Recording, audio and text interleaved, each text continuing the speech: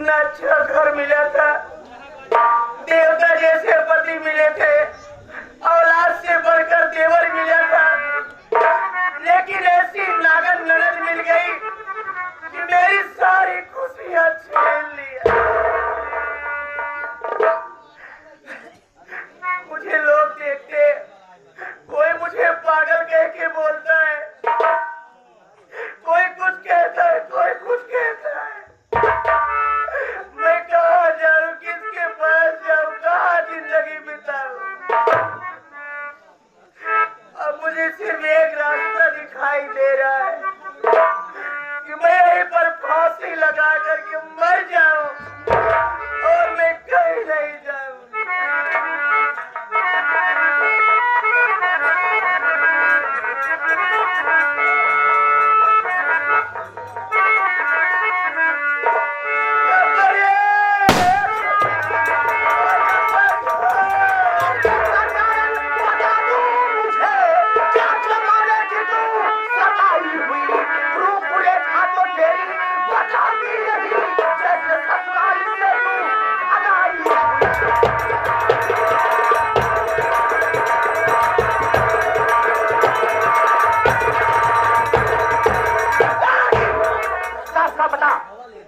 जान गंवाना चाहती है? क्या तू जमाने की सताई है? तेरी रूपरेखा तेरी बताती है जिसने सासा सुलाव से भगाई हुई है। और क्या बात है?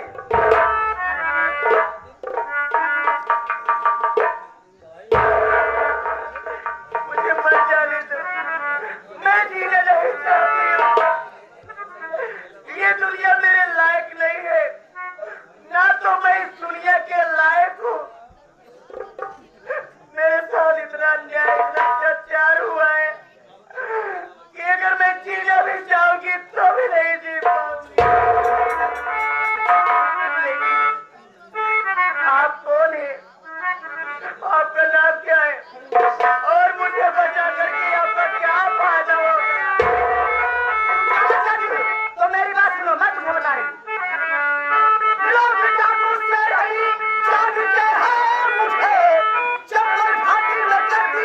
मैं अपनी गुजर नाम क्या है तेरा? अरे कहाँ की है तू? खोल कर दास्तां अपनी बता दे।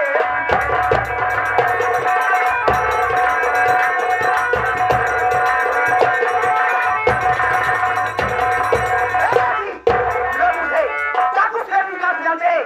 मैं चम्मच घाटी में अपना गुजर कटी हूँ, लेकिन तू कहाँ की रहने वाली है और तेरा नाम क्या है?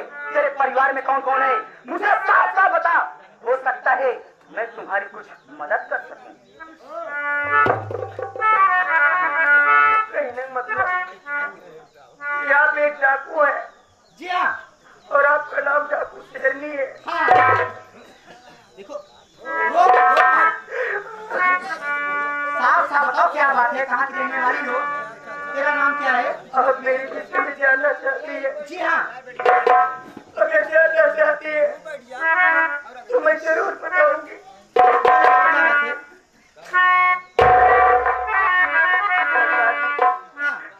मेरा नाम आरती है। मेरा नाम आरती है। मैं अकबरपुर गांव की रहने वाली हूँ। घर में मेरे बाबूजी थे जिनका नाम अमरपाल था। घर में मेरी माँ का नाम अनारकली था। घर में बड़े भैया थे, भैया का नाम अनिल कुमार था। सबसे छोटी मेरी बहन थी, बहन का नाम अंजलि था। घर में 5 लोगों का परिवार था, लेकिन एक ऐसा झोंका आया, एक हवा का ऐसा झोंका आया कि मेरी सारी खुशियां उड़ा ले गया। आज की 20-22 साल पहले की बात है।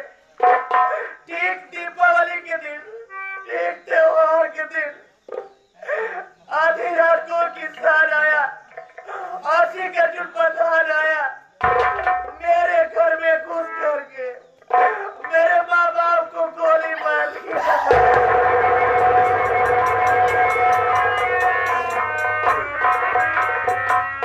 घर में मेरी माँ, मेरे बाबूजी तड़प तड़प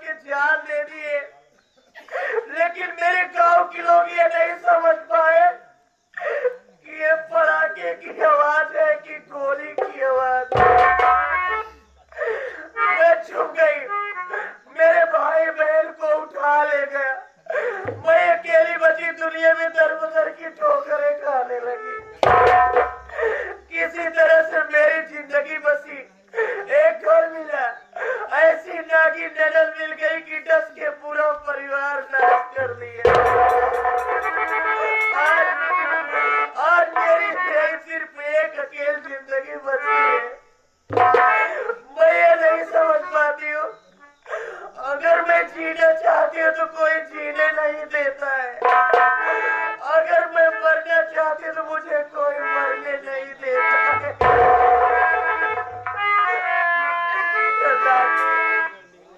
यही मेरी कहानी है। आप चाहे मेरी मदद करो, चाहे मुझे गोली मार दो।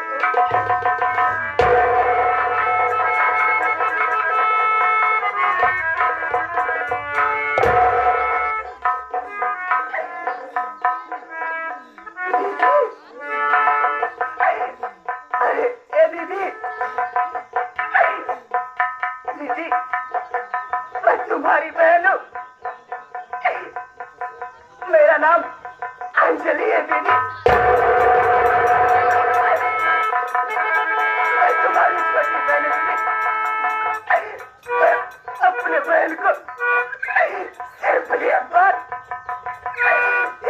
तो गले लगा ले दीदी।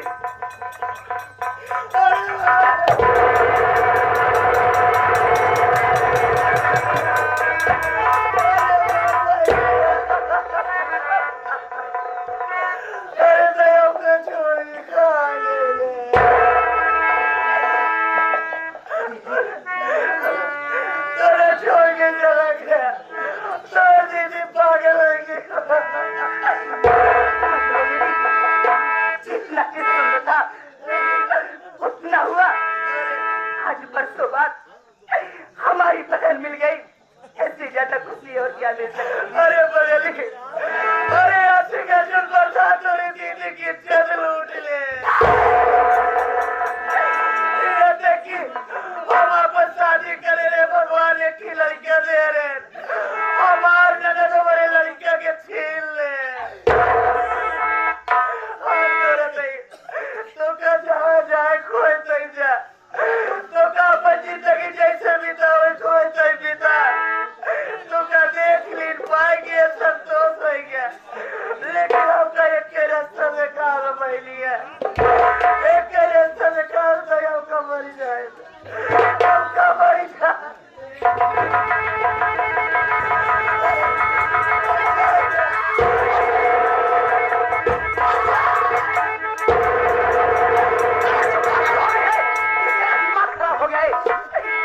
जान देने की बात कर रही है, अगर तू अपनी जान दे देगी तो मैं इज्जत का बदला मिल सकता है, न अपने बेटे खून बदल ले सकती है। तुझे तो इस दुनिया में जिंदा रखना होगा और कुछ करके दिखाना होगा। जिस रास्ते में चल रही वही रास्ता अपना ले, सब कुछ हासिल हो जाएगा, नहीं तो कुछ होने वाला नहीं है। ऐसा तमाशा होता रहेगा और तमाशा देखने वाले देखते रहेंगे। सोच मत, अरे दुनिया वालों को दिखा दे कि हमारे पास दो बेटी नहीं, दो बेटा पैदा किए हैं। सोच मत, सोचने का टाइम नहीं है, अपने हाथ में बंदूक कमाना था।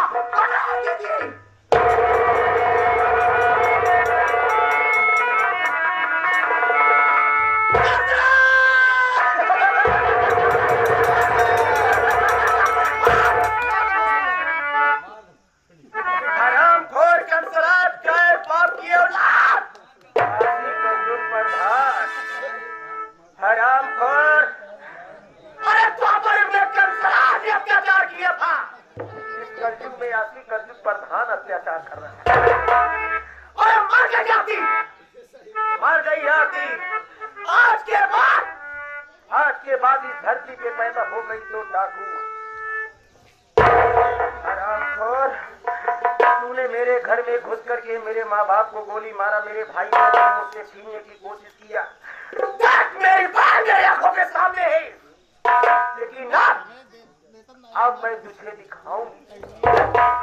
अरे कहा गया कि फानूस पर का जिसकी हिफाजत हवा करे, फानूस पर का जिसकी हिफाजत हवा करे, वो सदा क्या मुझे जिसे रोशन बोला के साइया मार सके न कोई और बाल लगा खा सके जो जगमई। अच्छा किया आशिक अर्जुन प्रधान, अरे अच्छा किया आशिक अर्जुन प्रधान, तूने इनायत बढ़ा दिया। आज तेरे ही कारनामों ने इस आरती रानी को डाकू बना दिया। दिल में लगी यार, अरे दिल में लगी यार, अब बंदूक में हमारे गोली, अच्छा ही दिल में क्या आशिक अर्जुन प्रधान, कसम गंगा मैया खेलत मेरे खून में गोली। तू अपने आप को प्रधान लगाता है, तू अपने आप को प्रधान लगाता है। अरे हरामखोर कहा गया है कि छोटा सा गेंद उठा फुटबॉल बन गया। अरे छोटा सा गेंद उठा फुटबॉल बन गया और चौथा रंडी का फरुआ आज अपने आप को प्रधान बन गया। आज यही अमरपाल की बेटी, एक बेटी नहीं तुझसे बेटा और एक मां समझ के मुकाबला करने आ रही है। जय मां भवानी।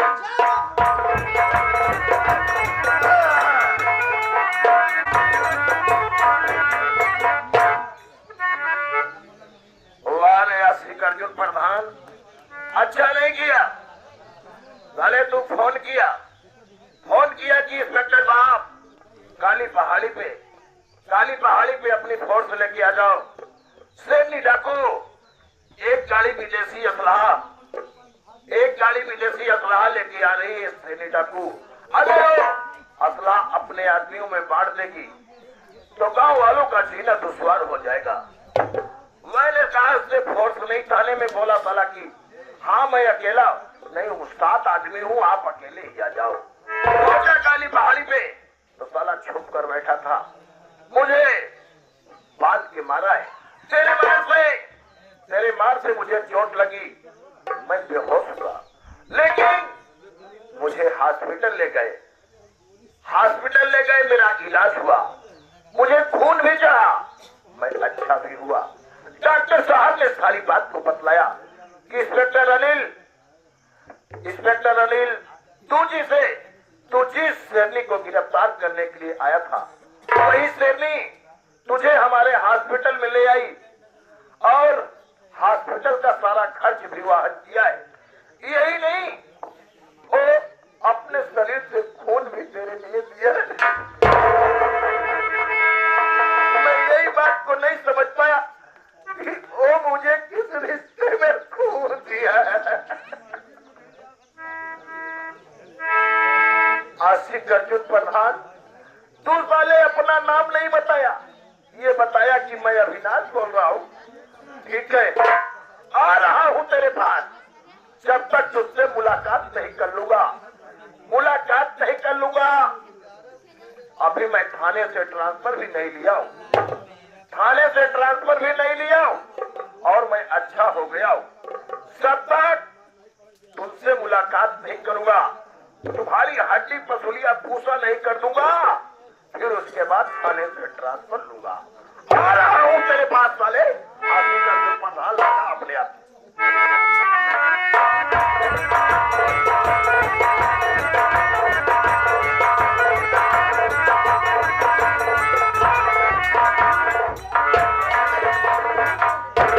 क्या बताऊं, आज मेरी सजा पूरी हो गई, जेल से रिहा हो गया।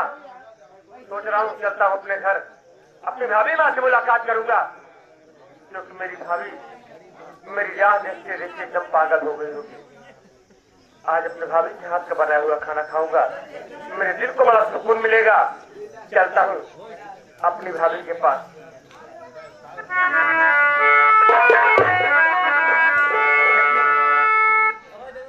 चलने के पहले सोच रहा हूँ धर्मेंद्र मुझे कहाँ मिलेगा।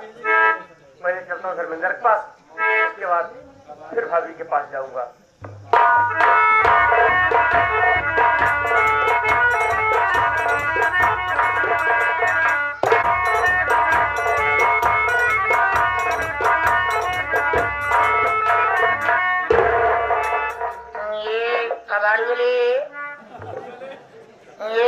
कबाड़ी वाली लोहा लक्का 3 चप्पल ले आइए और 2 रुपए में रद्दी कागज बेच के चले जाइए। कबाड़ी वाली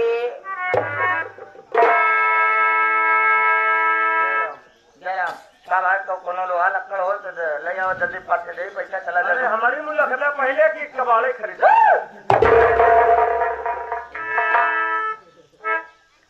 राम भैया। जय राम। और ठीक है? और ठीक है भैया। लुधियाने से कब आया है? ऐसा लगता ही है। हमारे ये चीज मेरी है हो गया हूँ। लेकिन ये बताओ, हाँ। मेरे घर में ताला क्यों लगा है? ताला एक मारा लागा है भैया। आप जब ये चला गया मास्टर अभी पर्दवा खड़ कर रहा भैया। जब आप जेल चला गया दीदी और भैया भाजी के मार के घरे से बहरे भगाए गए हैं। दीदी भैया और भाजी के मार के घरे से भगाए गए। उसके बाद भैया बुलाए पठान जी के दीदी के बेटे हैं अपने ससुर गए। उसके बाद भैया चला गए भाई कमाए घरे में चले हम पड़े। हम कहे जब घरे में क्यों ना लगे खर्चा पानी कैसे चले थे घरे में ताला लगाइए अपन कबाड़ी काम चालू कर ली। चलो ठीक है, कोई बात नहीं, जाओ तुम अपना धंधा करो। ठीक है भैया। ये कबाड़ी वाली मेरी भाभी जेल में मुझसे मिलने गई थी तो बता रही थी कि आजकल जो प्रधान ने उसकी इज्जत लूट लिया। बेचारी क्या करे, जिंदगी से हार गई, क्या कर कहीं आत्महत्या कर लिया होगा। लेकिन जब मेरी भाभी दुनिया में नहीं है तो मैं ही जी कर क्या करूंगा। मैं फांसी लगाकर आत्महत्या कर लेता हूँ। ये दुनिया मेरा जीना बेकार है। अब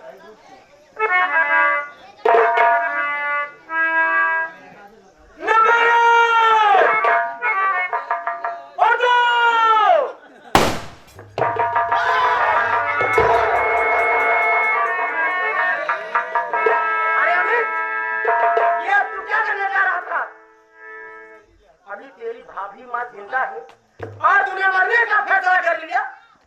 मरने से पहले तूने इतना नहीं सोचा कि तेरी भाभी के साथ में क्या क्या न्याय हुआ है। आज तूने अपने गले में फांसी लगाने का फैसला किया। मैंने तुझसे जेल में मिलने गई थी क्या बताई और तू जानता था और तू मुझसे वादा किया था, यही वादा किया था, यही कहा था ना भाभी माँ जिस दिन मैं जेल से छूट करके आऊंगा उस दिन आशिक अर्जुन प्रधान से तेरी इज्जत का बदला चुकाऊंगा। और आज ये सब भूल कर क्या तूने मरने का फैसला कर लिया। अरे भाई तेरी सगी बहन ने मेरे पेट में लात मार करके मेरे बच्चे को मुझसे छीन लिया। तेरी सगी बहन ये सब भूल करके मेरे साथ इतना न्याय हुआ है और तू सब कुछ भूल करके मरने जा रहा था। मरते कार मरे तेरे दुश्मन। अमित तेरी भाभी ने अपना रास्ता बदल दिया। तेरी भाभी ने अपना रास्ता बदल दिया है, तुझे भी बदलना होगा। एक बात सुन ले, मेरी बात को मान। अगर मेरी इज्जत का बदला लेना चाहता है, मेरे मासूम बच्चे का बदला लेना चाहता है तो मेरी बात मान।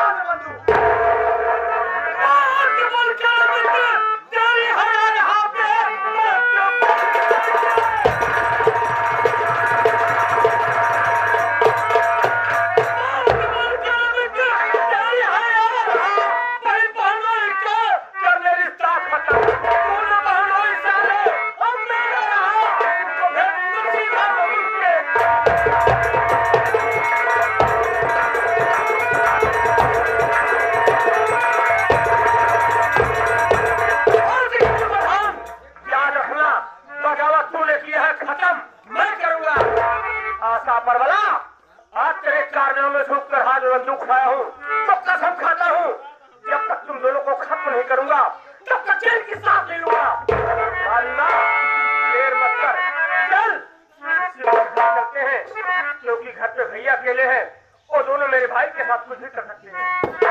और लिहाजा हमारे वकील मिस्त्री